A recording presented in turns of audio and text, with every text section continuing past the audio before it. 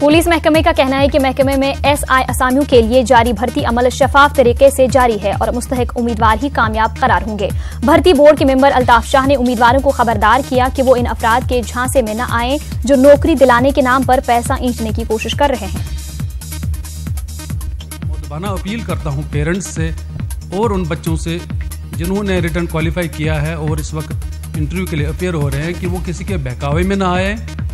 हो सकता है उनको ये कहे कुछ लोग कि हम जो हैं बोर्ड मेंबर उसको जानते हैं, और ये तो कोई मतलब सीधी सी बात है कि जब कोई पुलिस अफसर कहीं होता है तो उसको तो बहुत सारे लोग जानते हैं, बट उस जानने का ये मतलब नहीं है कि they will compromise with their integrity, क्योंकि सारा प्रोसेस आपने देखा होगा बड़ा ट्रांसपेरेंट चला आ रहा है और ट्रांसपेरेंसी जो है हमारी उत्तम जो है प्रायोरिटी है इसमें। रियासती कल्चरल एकेडमी की जानिब से जम्मू में सालाना ड्रामा फेस्टिवल का इनेकाद किया गया है। फेस्टिवल में 22 थिएटर ग्रुप्स हिस्सा ले रहे हैं। फेस्टिवल का आगाज शेक्सपियर के ड्रामा दोज़ख से किया गया। फेस्टिवल में लोगों की खासी तादाद ने शिरकत की। फेस्टिवल में इस साल 22 ग्रुप शिरकत कर रहे हैं, जो एक रिकॉर्ड है इन इटसेल्फ। इस फेस्टिवल में हमने कोशिश की है कि मुख्तलिफ जो लैंग्वेजेस में यहाँ थिएटर ग्रुप्स काम करते हैं, एक तो उनको मौका दें, और जो कई ट्रेंड्स इस वक्त चल रही हैं थिएटर वर्ल्ड में, उन सब को आप मेरे ख्याल में इस थिएटर फेस्टिवल में आप देखेंगे। चीफ मेडिकल ऑफिसर कुपवाड़ा ने लोगों से अपील की कि वो Ayushman Bharat health insurance scheme के साथ जुड़कर इसका फायदा उठाएं।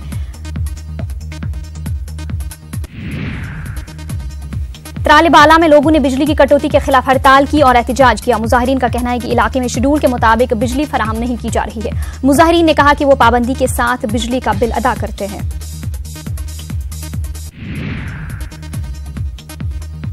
ईद मिलादुन्नबी सल्लल्लाहु अलैहि वसल्लम के पेश नजर ADC गांधरबल ने एक जायजा इजलास मुनक्किद किया। ADC ने पीने के पानी की सप्लाई, बिला वक्फा बिजली की सप्लाई, तिब्बी सहूलियात की फराहमी और दीगर इकदाम करने पर जोर दिया। बडगाम में महकमे FSSAI की जानिब से एक बेदारी कैंप मुनक्किद किया गया। इस कैंप में लोगों को सही ग़िज़ाइयत और नाकिस खाने पीने के आदात से पैदा होने वाली परेशानियों के बारे में जानकारी फराहम की गई। प्रोग्राम में DC बडगाम डॉक्टर सहरिश असगर मेहमान खुसूसी रहीं। पूंछ में मसनूई आज़ा लगाने के 5 रोजा कैंप का आगाज हो गया। ब्रिगेडियर मुनीश गुप्ता ने इस कैंप का इफ्तिताह किया। प्रीतम ट्रस्ट और फौज के इश्तराक से मुनक्किद किए जा रहे इस कैंप के दौरान फौज और राजौरी से मुंतखबा माजूरीन को मुफ्त में मसनूई आज़ा लगाए जाएंगे।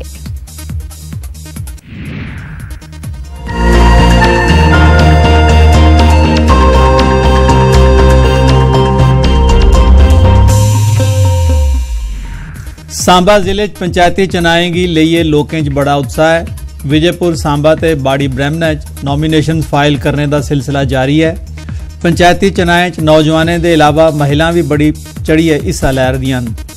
जिले की धमोर पंचायत के सरपंच ताईं महिला उम्मीदवार शिल्पा दुबे ने नामांकन भरिया।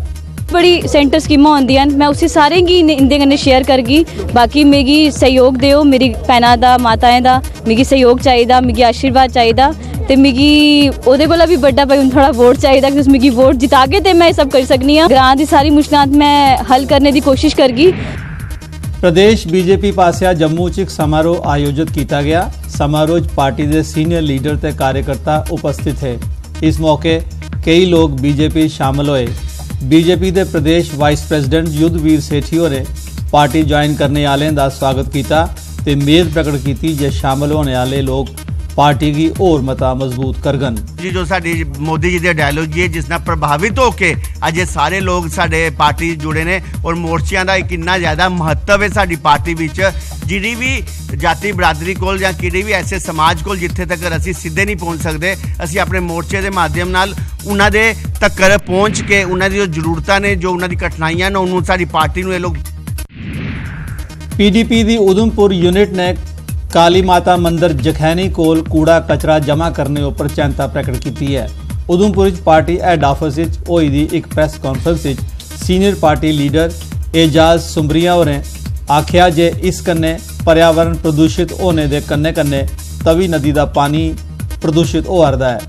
उन्हें आख्या जे 2011 सॉलिड वेस्ट मैनेजमेंट के प्रपोजल उपर अजे तक अमल नहीं हुआ। चेता रवे ये डंपिंग ग्राउंड उधमपुर शहर थमां 3 किलोमीटर के छिंडे पर नैशनल हाईवे के कन्ने लगदे जखैनी च है। इंडिया की एक चेतावनी इत्थां दी है कि 1 दिसंबर तोड़ी अगर तुस ये डंपिंग इलीगल डंपिंग स्टेशन बंद नहीं करते हो ते नवा सॉलिड वेस्ट मैनेजमेंट साइट नहीं बनाते हो ते आने वाले टाइम में 1 दिसंबर कोला बाद असें एक एजिटेशन इत्थां लॉन्च करना है और वो एजिटेशन ओले तोड़ी चलग जिले तोड़ी जेड़ा है उधमपुर दे अंदर एक सॉलिड वेस्ट मैनेजमेंट साइट जेड़ी है एडमिनिस्ट्रेशन नहीं बनाती। केंद्र की प्रायोजित स्कीम साक्षर भारत मिशन के कॉन्ट्रैक्ट उपर काम करार दे मुलाजमें जम्मू च अपनी मांग पूरी करने ताईं प्रदर्शन किया। वो अपनी मुलाजमत की पक्का किए जाने की मांग करार दे है। प्रदर्शनकारियों का आखना है जे सरकार ने वादा किया है जे उन्हें गी रेगुलराइज किया जाग, लेकिन वो वादा अजे तक पूरा नहीं किया। उन्हें चेतावनी दी जे उनकी मांग पूरी नहीं होने की सूरत उनके प्रदर्शन होर मती शिद्दत आउग। बड़ा खिलवाड़ किया जा रहा है कि साड़ी फाइल जी है सैकटरेट अंदर रोक के पता नहीं उसकी वजह कोई नहीं चल रही है। इस वास्ते अस तुहाडे माध्यम तो गुजारिश करने ऑनरेबल गवर्नर साहब नूं कि साड़ी फाइल उपर नजरसानी करके असानू एक कंक्रीट जी जॉब पॉलिसी दी जाए। Mother India senior secondary school RS Pura के विद्यार्थियों इंसानी हमदर्दी की एक मिसाल कायम की है। विद्यार्थियों कैंसर पीड़ित एक बच्चे के इलाज ताईं अपना पॉकेट मनी जमा करिए 30,870 रुपये इकट्ठे किए। इन्हें विद्यार्थियों न्यू आगरा चक आरएसपुरा के रहने वाले कैंसर पीड़ित बच्चे विकास कुमार की मदद करने का सराहनायोग काम किया। स्कूल के स्टाफ ने भी अपना योगदान दिता है। सीनियर कांग्रेस लीडर मोहन चौधरी ने विद्यार्थियों ते स्टाफ की सराहना की। लाइफ दे विच दूसरे बच्चे की इंपॉर्टेंस बहुत ज़्यादा है। देखो बच्चे ने हाले भी अपने आप से मान महसूस कर रहे हैं, असी भी अपने आप से मान महसूस कर रहे हैं। देखो बच्चे ने हाले तक हार नहीं मनी। सब तो पहले तो शिक्षा ये मिलती है, उस तो बाद जो असी अमाउंट कलैक्ट किया 30,000 ये ज़्यादा वड्डी रकम नहीं है, लेकिन सानू इस गल ते मान महसूस है ताकि उन्होंने माँ प्यो को जरूर इस अमाउंट ते मान महसूस होएगा।